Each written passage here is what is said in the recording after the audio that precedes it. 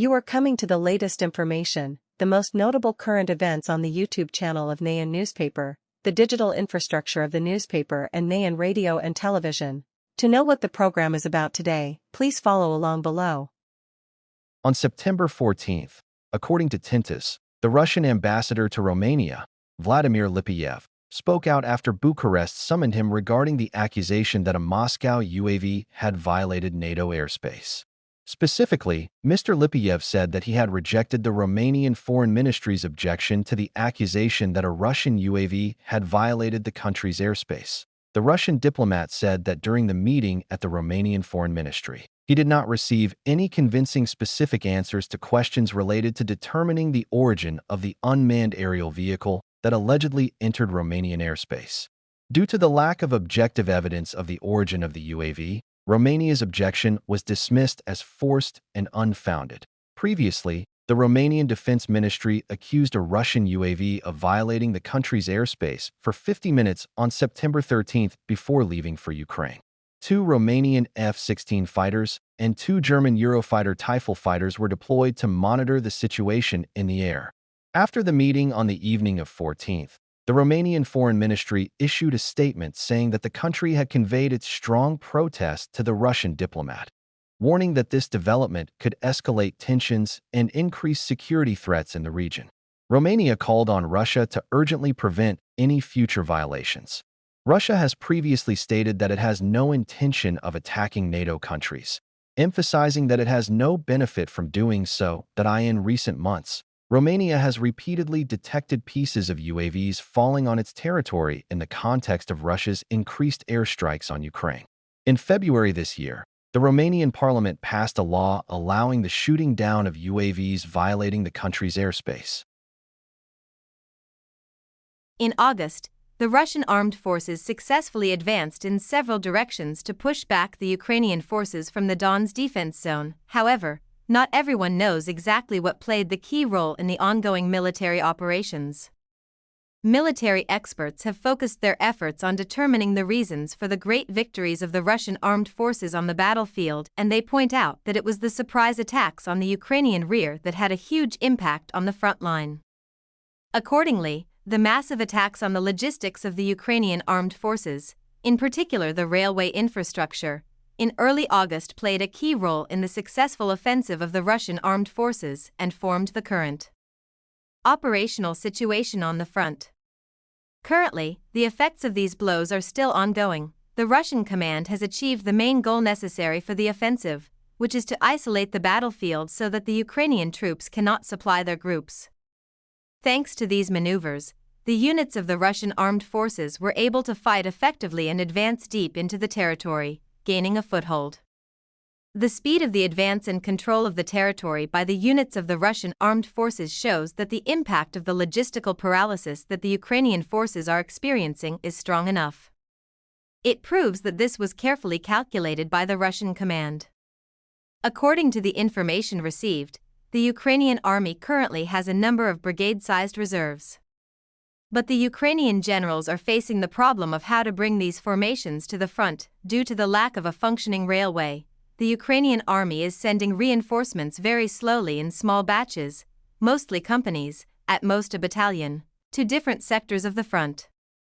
However, given the current situation and the intense pressure from the Russian military, the redeployment of such a small number of personnel and equipment does not significantly affect the situation even in the area where they are deployed, let alone the entire front line. Moreover, the Russian military has disrupted the Ukrainian army's ability to quickly mobilize its reserves across the front line with its powerful reconnaissance drones, allowing them to grasp the battlefield situation in real time and quickly launch strikes and troop assembly points behind the front line. Therefore, experts point out the undeniable fact that the strikes that have collapsed Ukraine's transport infrastructure are the greatest success of the Russian command. In the coming time, the Russian armed forces are expected to continue to negatively affect Ukraine's logistics, because the longer the current situation lasts, the more severe the cumulative impact of the cut-off routes will be on the Ukrainian military. This will facilitate the advance of the Russian army. On September 15th, Polish TVBW quoted Turkish media outlet Nefit as saying that Russia had reportedly approached Turkey with a proposal to buy back the S-400 air defense systems it sold to Ankara in 2019, amid a shortage of stockpiles and growing demand from third countries.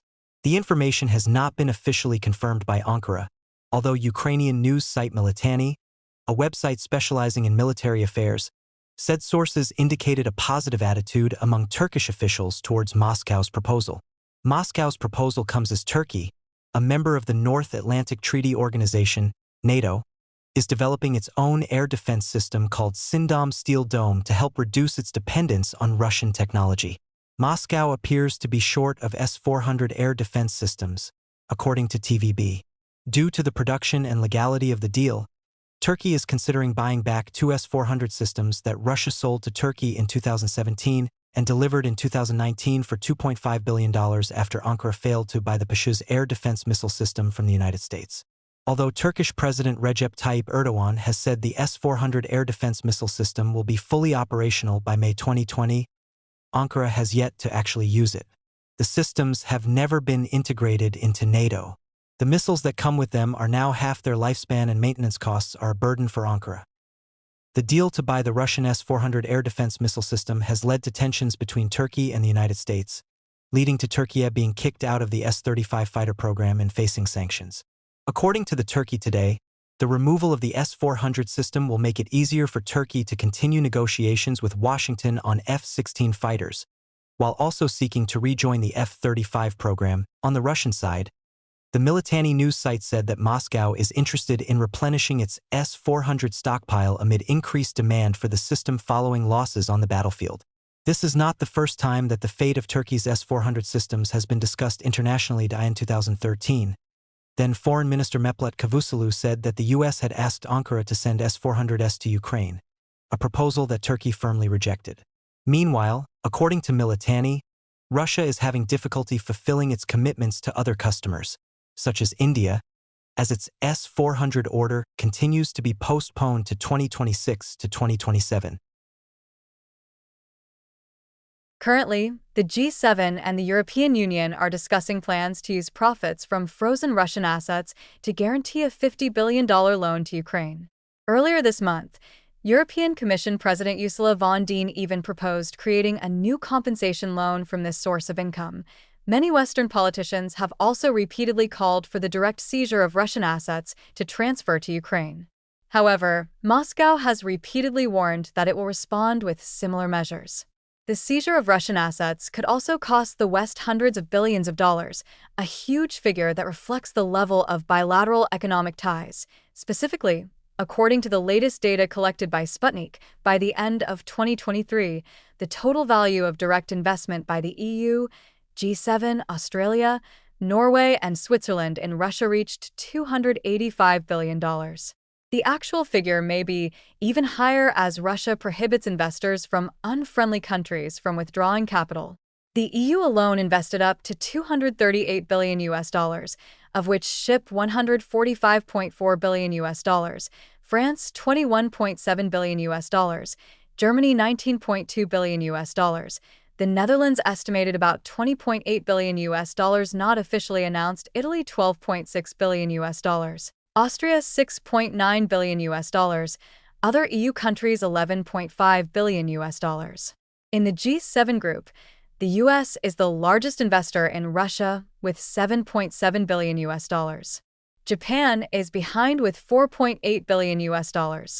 Next is Canada with $3.9 billion and the UK with $3 billion. Besides, Switzerland has $27.5 billion, Norway $43 million, Australia about $400 million. Immediately after Russia launched its military campaign in Ukraine, the West imposed a series of sanctions, including freezing the foreign exchange reserves of the Russian central bank. According to the Central Bank of Russia's report, as of the end of June 2021, about $288 billion of the Russian central bank's reserves were deposited in the UK, Germany, Canada, the US, France, and Japan, and $63 billion in other unnamed countries, at the beginning of 2022. Russia's total foreign exchange reserves reached $630.6 billion, half of which were held in major reserve currencies.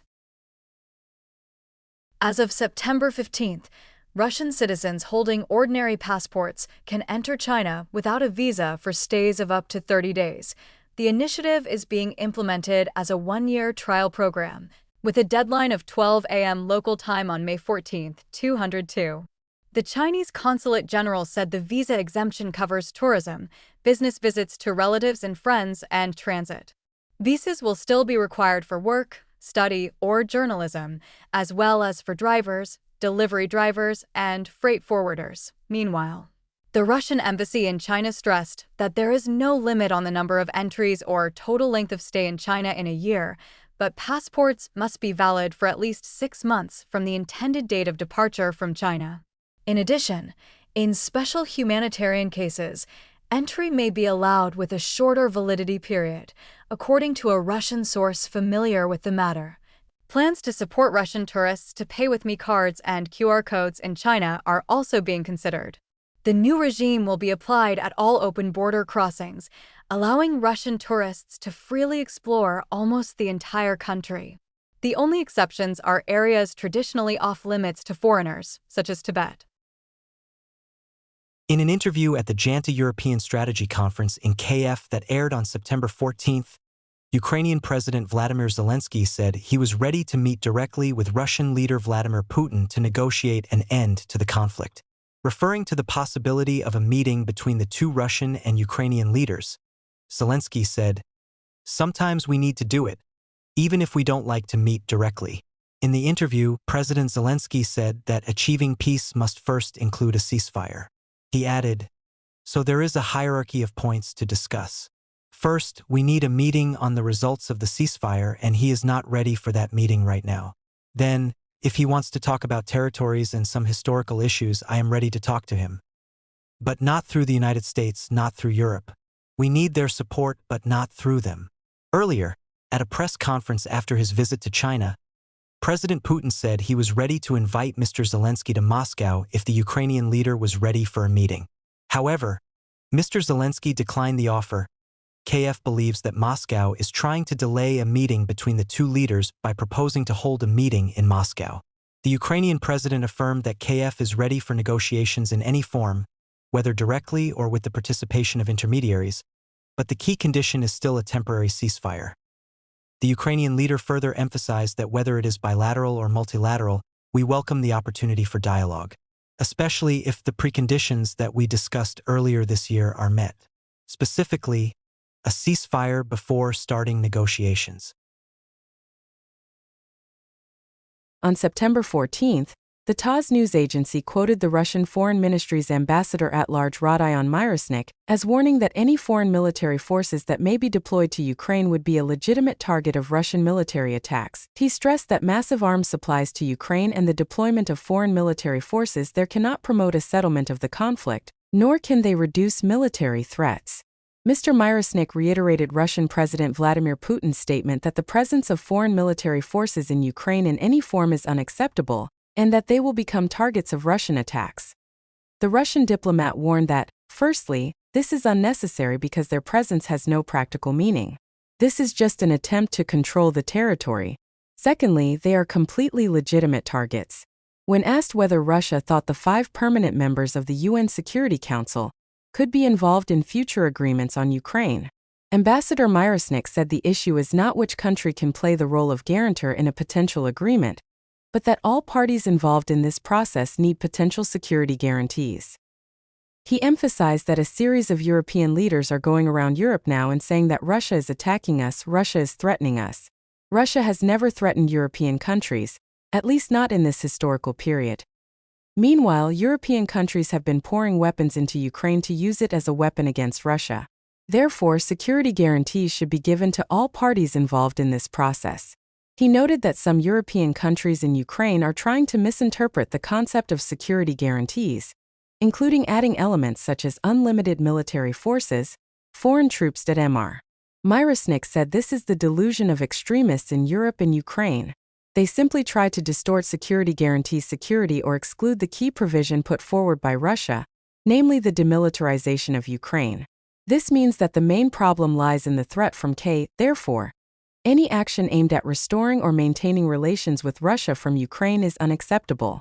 He also said that security guarantees are fundamentally necessary for countries to feel at peace, develop normally, and live in a good neighborly atmosphere. Earlier this September, President Vladimir Putin announced that Russia would consider foreign troops on Ukrainian territory as legitimate targets of attack, and that the deployment of foreign troops would not be necessary if a peace agreement was reached. President Putin said that there would be no need to deploy Western troops on Ukrainian territory after the peace agreements were signed. According to President Putin, security guarantees must be established for both Russia and Ukraine, and Moscow would respect this. According to RT on September 14, British media quoted NATO officials as revealing that some alliance members have expressed dissatisfaction with the U.S. response to incidents involving Russian UAVs.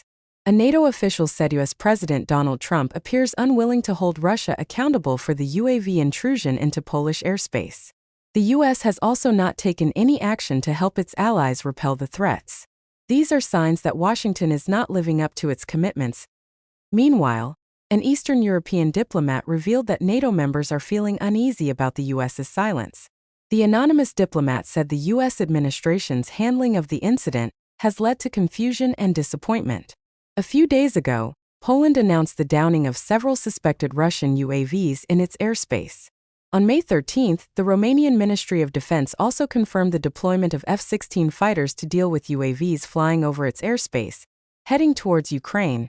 On the U.S. side, President Trump said that the incident involving Russian UAVs in Poland could be an accident and has not commented on the information of Romania.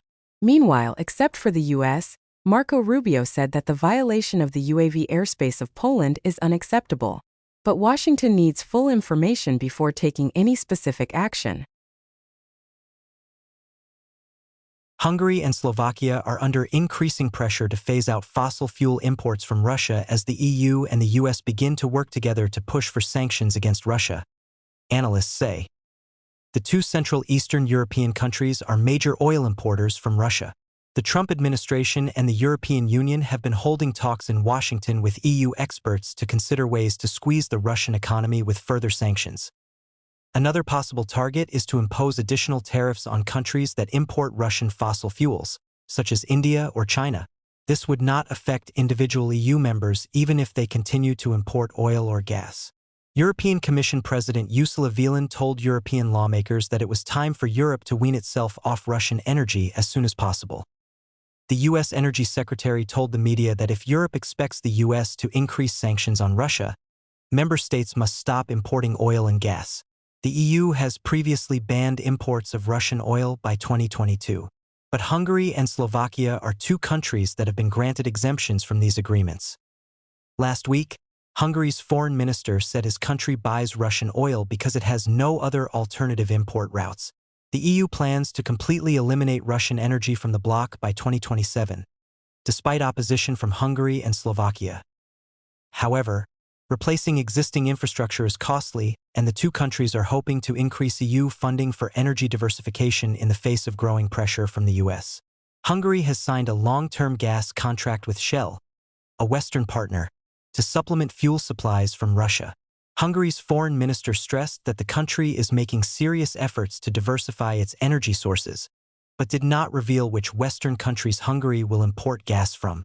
Hungary's announcement that it is preparing to sign a new extension contract from the West is seen as an effort to balance the need for diversification with the reality of heavy dependence on Russian gas. The head of Poland's Central Military Recruitment Center recently said that in the first 7 months of 2025, more than 20,000 Poles signed up for voluntary military training, equal to last year's record. This number is likely to reach around 40,000 volunteers by the end of 2025, double that of 2022. According to Colonel Vin Kevik, head of Poland's Central Military Recruitment Center, the number of people signing up for voluntary military training courses will start to increase from 2022. After Russia launched a military campaign in Ukraine, people are increasingly interested in defense activities due to fears of a widespread conflict. Especially after many unmanned aerial vehicles, UAVs, entered Polish airspace on the night of September 9, Vinkevich added that the training courses are organized flexibly with professional soldiers at the Korean K-2 tank school in Pranivo. After training, volunteers can choose to continue their service in the Army, as professionals, join the WOT Territorial Defense Force, or continue to serve in the active or passive reserve. 6 kilometers from the Russian border in northern Poland, Agnieszka Zarusak digs a trench. The fear of a possible war with Russia has driven her to want to protect her family, including her 13-year-old son.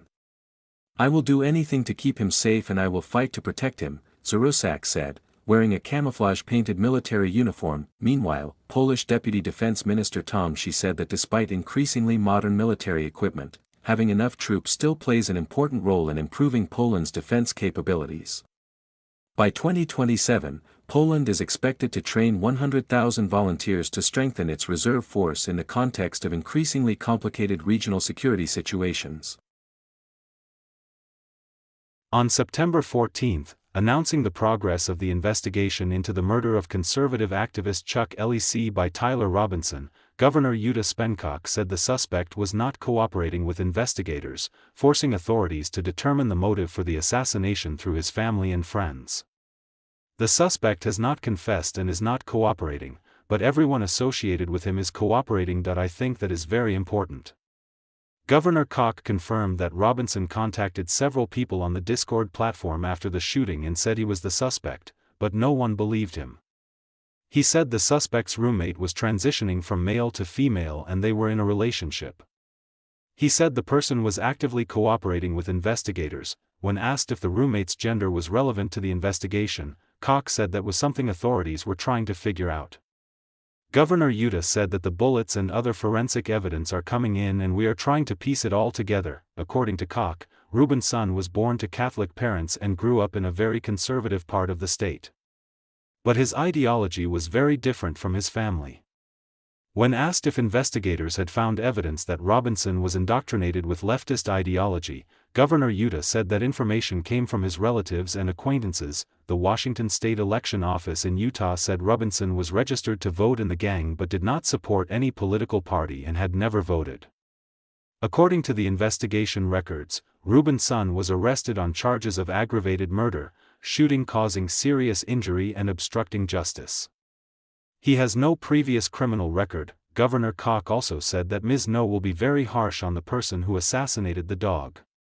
"We will seek the death penalty," he said. "I am working with the prosecutor to ensure that." September 14, U.S. President Donald Trump shared a video calling for a new law. Accordingly, media companies, content creators and social networks must be financially responsible for publishing false information or baseless accusations. The original video was posted by a TikTok user named May, and then Mr. Trump shared it on social in the clip. May called on the Trump administration to restore the Smith-Moon Act and rename it the Charlie Act in honor of the conservative activist who was assassinated last week. May accused the media of spreading chaos, hatred, division and anarchy across the U.S. and linked Charlie Coe's passing to the wave of hateful attacks he had to endure online and in the press. In fact, the Smith-Moon Act was passed during the Cold War to prevent the U.S. from spreading foreign propaganda back into the country. This law was never repealed under President Barack Obama and is not related to holding the press legally responsible for misleading content domestically. Mr. Trump did not directly comment on this proposal in the video he shared. However, a similar petition on Chen.org has attracted nearly 43,000 signatures in just one day. It calls on President Trump and Vice President Javid Van to impose heavy penalties on media outlets, content creators and social networks accused of spreading false information or unfair censorship.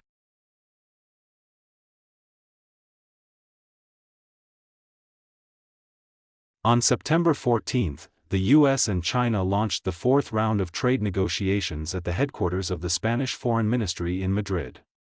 The talks took place in the context of the approaching deadline for TikTok to divest its U.S. assets and the proposed tariffs on China and India for buying Russian oil, adding to tensions.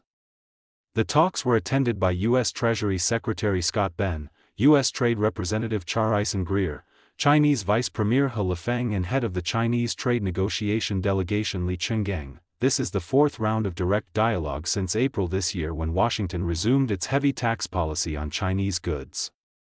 One of the hot issues is TikTok. The U.S. government requires parent company Binance to divest all of its U.S. operations by April 17 or the app will be blocked. However, observers predict that this deadline is likely to be extended because it is difficult to complete the transfer process in just a few days. In addition, the U.S. continues to urge the G7 and the European Union to impose additional tariffs on goods from China and India to pressure these two countries to stop buying Russian oil, a major source of revenue for Russia's war in Ukraine. This proposal has met with a reaction from Beijing, which accused the U.S. of abusing export controls and weaponizing trade. The meeting in Madrid also discussed the interim agreement reached in July this year. Accordingly, the U.S. postponed imposing some additional retaliatory tariffs. However, this agreement will expire in November, forcing the two sides to find a long-term solution soon. Currently, neither Washington nor Beijing expects a breakthrough in Madrid. The main goal is to maintain dialogue, prevent tensions from escalating and pave the way for a possible high-level meeting between President Donald Trump and General Secretary and President of China Xi Jinping in the near future. Experts say the U.S. linking TikTok and Russian oil to trade issues has complicated negotiations, while China is unlikely to make too many concessions. However, the world's two largest economies are still forced to maintain communication channels to avoid the risk of a full-blown confrontation. On September 14, in a post on social media, U.S. President Donald Trump said he did not want to scare investors and welcomed foreign workers after more than 300 Korean workers were arrested. "I don't want to scare or discourage investors in the United States," the U.S. leader said. "We welcome investors and their employees, and we are ready to proudly say that we will learn and even do better in our own field at some point in the not-too-distant future." Mr. Trump expressed his desire for foreign technology companies to bring skilled workers to the United States to make extremely complex products, and at the same time teach and train local workers. The U.S. president emphasized that if we don't do that, all of the big investments will never come. "We have to learn how to make chips, semiconductors, computers, ships, trains, and many other products from other countries. In many cases, we are learning again because we used to be very good at it and now we are not." About 475 people, including more than 300 South Korean workers, were arrested in a raid on illegal immigrants at the Hyundai LG battery plant in Bank, Georgia on 4 months. This is the largest raid by the U.S. Department of Homeland Security on a single location since Mr. Trump launched a nationwide crackdown on illegal immigrants. ICE officials accused the South Korean workers of overstaying their visas or coming to the U.S. on visas that did not allow them to work as manual laborers. The workers were repatriated as voluntary departures and can return to the U.S. without being deported. However, images of them chained and handcuffed during the raid have caused widespread concern in South Korea. South Korean President Lee Myung-bak described the raid as disturbing and could have a major impact on future investment decisions, especially when assessing the feasibility of operating directly in the U.S. South Korean unions have called on Mr. Trump to apologize. Many South Korean companies have invested billions of dollars to build factories in the U.S. to access markets and avoid the threat of tariffs. The U.S. government is also looking to expand cooperation with South Korea to rebuild its shipbuilding, semiconductor, and other industries. On September 14, Australian Defence Minister Richard Mallett said the U.S. would be able to use defence facilities planned for construction in Western Australia to support submarine deployments under the AUKUS nuclear submarine agreement. The Australian government announced it would spend 12 billion Australian dollars, about $8 billion US, to upgrade the Henderson shipyard near P, as part of a 20-year plan to turn it into a maintenance hub for Australia's Augusta submarine fleet. Last year, the Australian government invested an initial 127 million Australian dollars to upgrade the facility, creating about 10,000 local jobs. Asked whether the U.S. could use the dry docks at the base for its nuclear submarines, Mr. Mallett said, "This is an out-of-the-box facility, and I expect it to be possible. This is for the maintenance and upkeep of Australia's future submarines, but this is clearly a facility built in the context. I expect it will be available for the U.S. in the future as well." The Augustus Agreement was signed by Australia, the UK, and the US in 2021 to provide Australia with nuclear-powered attack submarines over the next decade. The Trump administration is conducting a formal review of the deal.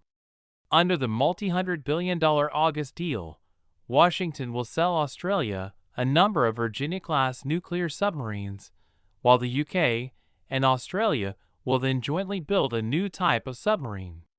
In July, the two artists, both Republicans and Democrats, who co-chair the U.S. Congressional Commission on Strategic Competition with China, expressed their support for the deal. Their strong position on August, amid the deal being reviewed by Elbit Conby, a senior policy planner at the Pentagon and an outspoken critic of AUS, Australia has said it remains confident the deal will go ahead. On September 13th, Venezuela accused U.S. armed forces of illegally entering and seizing a fishing vessel in its exclusive economic zone, further escalating tensions between Caracas and Washington. The Venezuelan Foreign Ministry issued a statement saying that the vessel carrying 9 civilians, described as simple and harmless, was intercepted by the U.S. destroyer USS Jason Denham DDG-109. The statement said that 18 heavily armed agents boarded the fishing vessel from the U.S. destroyer. They held the harmless small boat for 8 hours. In addition, the Venezuelan Foreign Ministry called this a direct provocation through the illegal and excessive use of military force. Meanwhile, a U.S. official told ABC News that the Coast Guard deployed on the USS Jason Denham destroyer searched the Venezuelan vessel after receiving a tip. The agents thoroughly inspected it but did not find any drugs. Venezuela stressed that the incident occurred while the fishing boat was operating in its exclusive economic zone. An unnamed U.S. official denied Venezuela's claim that the search lasted 8 hours, saying the fishing boat was in international waters at the time. It is unclear whether U.S. agents boarded the fishing boat directly or used a small raft. The USS Jason Denham is a large U.S. destroyer with a displacement of 9,200 tons. The U.S.'s mobilization of naval vessels to intercept and inspect Venezuelan civilian vessels is considered an unprecedented move. The incident occurred nearly 2 weeks after the U.S. military carried out an attack in the Caribbean on a suspected drug-carrying vessel that left 11 Venezuelans dead. Diosdado Cabello, a Venezuelan government official, confirmed that none of the dead were members of the Ch. Party, as Washington claimed. Our investigation shows that the victims were not drug-related. This was a civilian murder, he said.